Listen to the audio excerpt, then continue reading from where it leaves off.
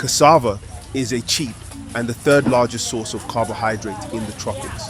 It is consumed with soup or other foods high in vitamins because it has few or no other nutrients. Nigeria produces 21% of cassava cultivated globally each year, but they don't appear to benefit from it. Cassava is the #1 poverty fighter in Nigeria and in Africa. This was already known since 2003 in what they call the Maputo Declaration, in which it was stated. In contrast, Thailand is the world's largest exporter of cassava, accounting for 70% of global exports, while producing only 28 to 31 million tons of the crop annually. Now, the issue is why? And what can Nigeria do more effectively to access this wealth pool in the agricultural sector?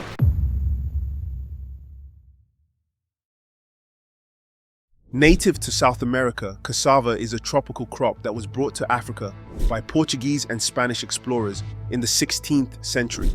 However, it wasn't until the end of the 19th century that processing methods were introduced. As many more emancipated slaves returned home, that cassava gained significance in Nigeria. Take away from their recruitment source. What they will eat?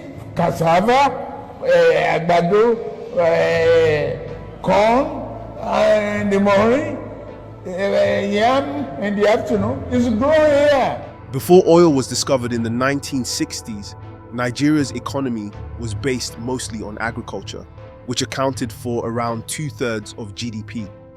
Nigeria went from being a significant exporter of agricultural products to a major importer in the 1970s as a result of the oil boom, which caused agriculture's share of GDP to drop to 48%. The government created the Structural Adjustment Program, SAP, in 1986 in response to the decades-long decrease in oil revenue, with the goal of lowering poverty and raising people's standards of living through agriculture. Over time, this approach proved effective, with agriculture contributing more than 20% of the GDP. With the support of other initiatives like the International Institute of Tropical Agriculture, IITA.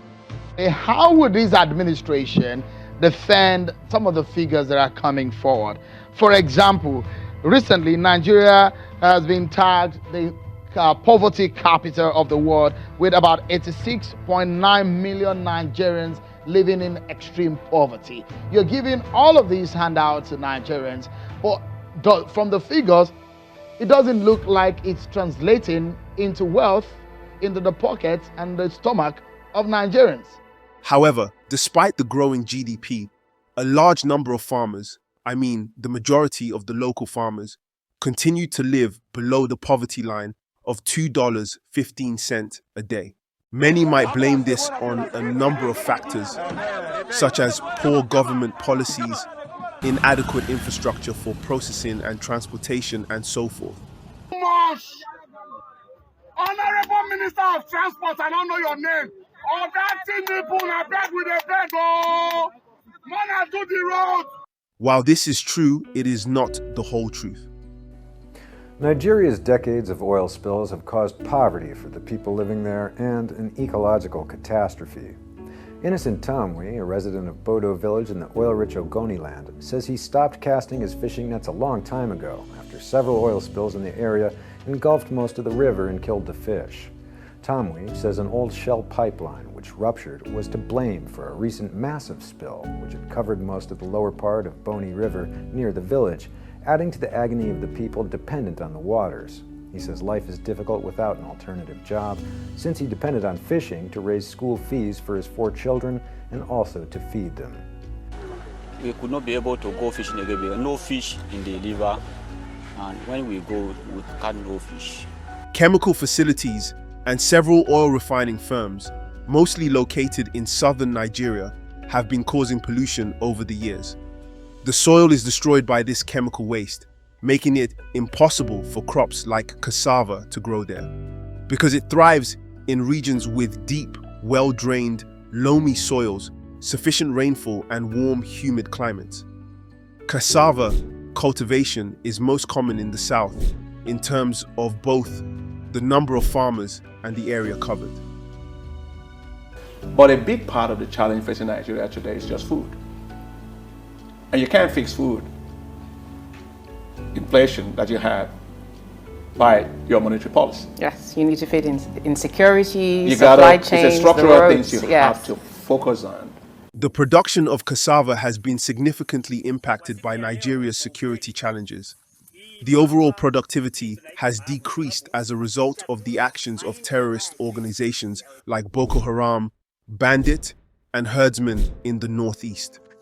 Farmers have faced threats to their lives and property, resulting in displacement, loss of livelihoods, and decline in agricultural activity. Furthermore, the disruption of supply chains due to insecurity has led to reduced access to markets and constrained agricultural trade, both locally and in the foreign market.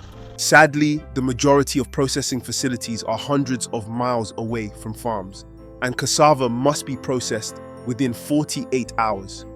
Due to inadequate infrastructure brought on by the region's insecurity, cassava produce is sold for a low price, with the remainder being fed to animals. Nigeria actually lost $600 million to spoiling because of inadequate transportation as of 2015. No investor will put his money in an industry where his investment is not guaranteed due to insecurity. The farmer will make more money. Your lunch will not be imported. Cassava gari, the farmers will make money. Nigeria's cassava sector has the potential to be a major player in the global market, but processing value-added cassava products is necessary to increase its export potential. Gari, fufu, tapioca, ethanol, gluten-free flour, cassava chips, glucose syrup, and animal feed are a few of the value-added products made from cassava. Even though Nigeria produces a lot of cassava, some items made from it are still imported.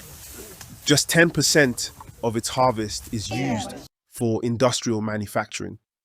The remaining 90% is consumed locally. That Nigeria still wallows in a state of medicinal statism, cankerous tribalism, ethnocentric chauvinism, syphilitic parochialism. All right, that's enough.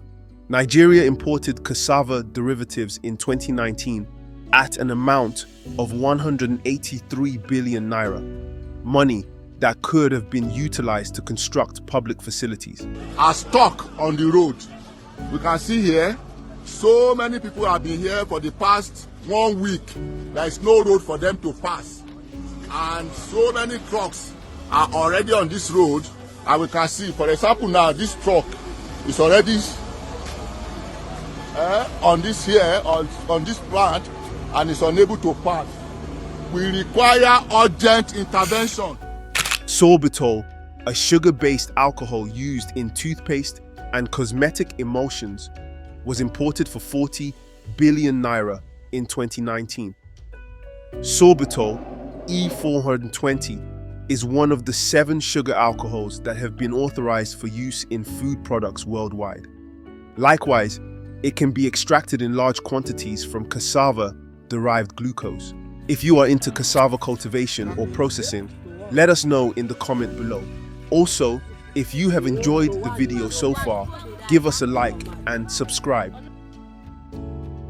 Over the years, the Nigerian government has launched numerous programs to increase agricultural and cassava productivity.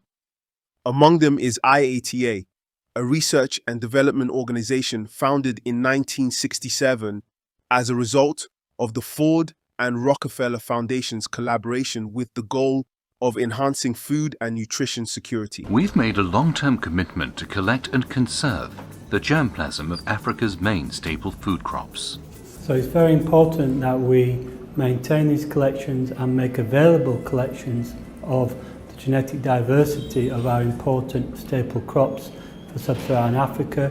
Those will be the foundations of the future improvement of those crops, which is crucial to our food security. 56 of the 400 high-quality cassava varieties that IITA developed and released have been made available in Nigeria. Additionally, the organization has established a number of training programs to teach farmers modern farming methods.